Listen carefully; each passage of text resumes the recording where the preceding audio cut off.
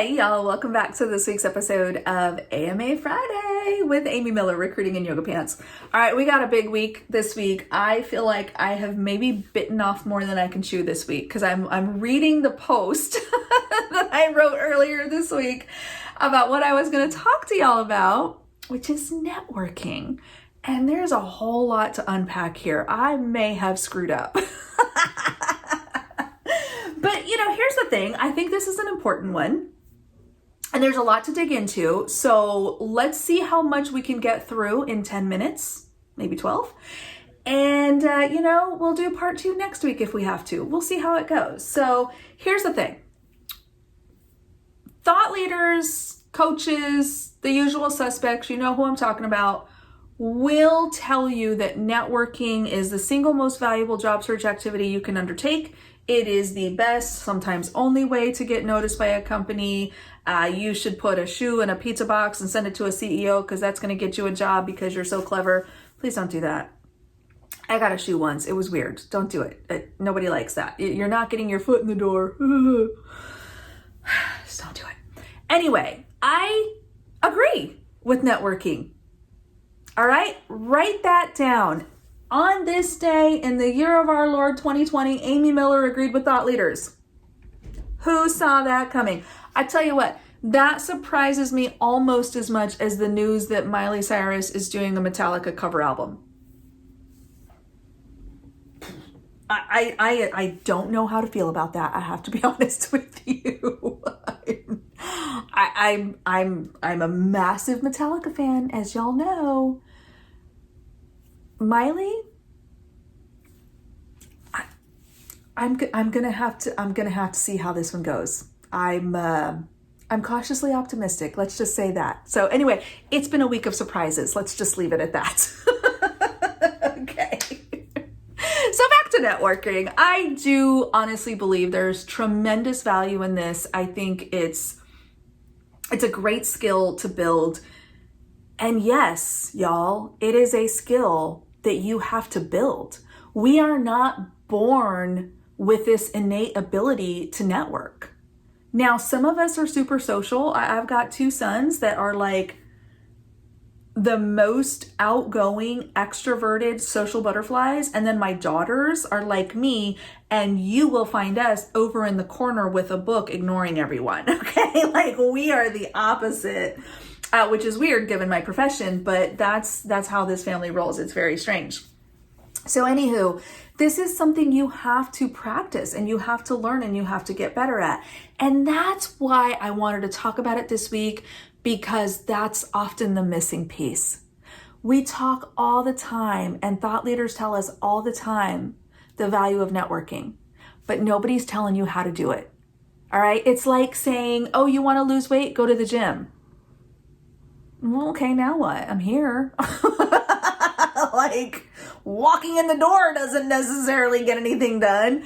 I gotta pick up the weight and I gotta use it and I gotta build the muscle. Networking is no different. So let's talk about how do we do that. So think of networking as 2 different work streams. Okay. You have the long-term, like, I'm going to keep in touch with an old boss. I'm going to check in on previous coworkers once in a while. I'm going to build this network. I'm going to add LinkedIn connections. And it's this ongoing, like, long-term thing. And sometimes it's just as simple as like liking people's content or making comments or maybe throwing out some content of your own. Those are kind of the long-term building blocks to a network, right? And to building rapport with people in your industry over time. That's great. You can do that. You can do as little or as much of that as you like. There are no rules, okay? It's what you're comfortable with and what works for you. Then there is what I call just-in-time networking. This is the idea that I have an immediate problem to solve and I need to tap my network to help me, okay? And a lot of times this looks like job search. This looks like I just got laid off, I just moved to a new town, I just separated from the military, any number of circumstances that we might be facing. And now I need to tap my network for my next gig. This is where a lot of us come in And it feels even more awkward because it's not something that we have been doing regularly. It's not a muscle we've been building. And now all of a sudden we're jumping in with both feet, listening to thought leaders say, yeah, go network. And we have no idea what we're doing. That is where I come in, hopefully. I want to walk you through what to do. So if you have not already asked for our 3-way networking templates, please send an email to amy@recruitingandYogaPants.com.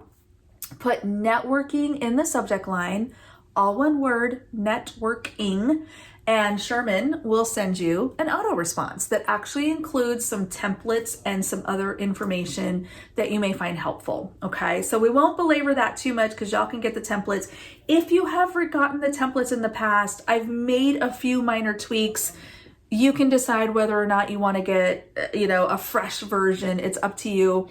And y'all, this is free. Okay, I don't charge for any of this. I don't put you on a mailing list.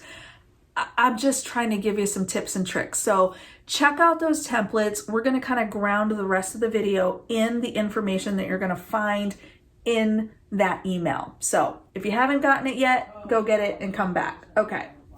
So one of the things to think about is the who.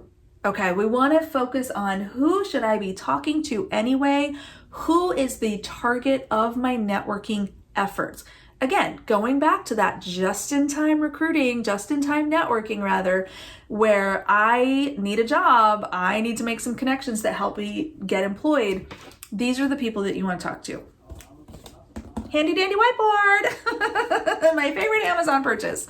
So the first person is going to be in recruiting. This is somebody that is hopefully responsible for finding people like you. So you want to find recruiters that are hiring for the role that you are qualified to do or the kinds of positions that you want. So even if there's not a role posted, there is still an opportunity to forge those connections and reach out to those people and let them know that you're open. You'd love to hear about opportunities that may fit. And so we talk more about that in the email that you're going to get.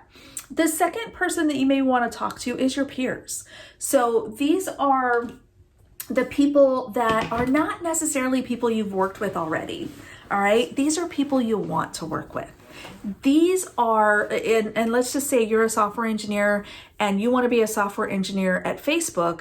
It is absolutely beneficial for you to find people who are engineers at Facebook who are working on the product or service or feature that you're excited about, and you reach out to them. Again, template for that, okay? But the idea is you're making that shared connection, you're drawing that parallel between their career and yours, and you're asking them for guidance, help, advice, etc. The third person is the hiring manager, okay? I think we can all agree that nobody, and I mean nobody, feels the pain of an open role like a hiring manager does. Okay. Now, hiring managers are also getting hit up all the time from third-party recruiters, their internal recruiters probably bugging them, other people in their network. Like, you absolutely should be making contact with potential hiring managers, but you damn well better do it right. Okay. There is a specific formula. There is a specific, I personally think a template that works, because they want to know that you can solve their problem. So we dig into that in the email, but the key here is, y'all, there's the who. The who is critical, the who is important, but there's also the what and the why. So the what is the content of that email, of that message, phone call, whatever your method is to get in touch with these people. Make sure that you are doing this from a place of how you can help the other person. So much networking advice, first of all, is super vague or super shallow or super self-centered. I want y'all to think about how to get what you need out of these networking relationships while still acknowledging the wants and the needs and the emotional currency of the people on the other side. Okay? That is what is going to be the difference between a successful connection, and you only need a few, versus spamming half the population. Nobody wants to have their brains picked, y'all. It's not fun. It doesn't feel good, and I ain't got time for it. But if you address my emotional currency, if you tap into my why with the right what, could be the start of a beautiful relationship. All right, y'all, I hope that helps. Please, please, please check out the templates, amy@recruitingindyoga-pants.com, networking in the subject line. Let's talk about it in the comments. Take a look at the email. Take a look at the content there. Let me know what you think. We'll continue the discussion down below. Don't forget to hit like, subscribe, tell your friends, and we will see you next week.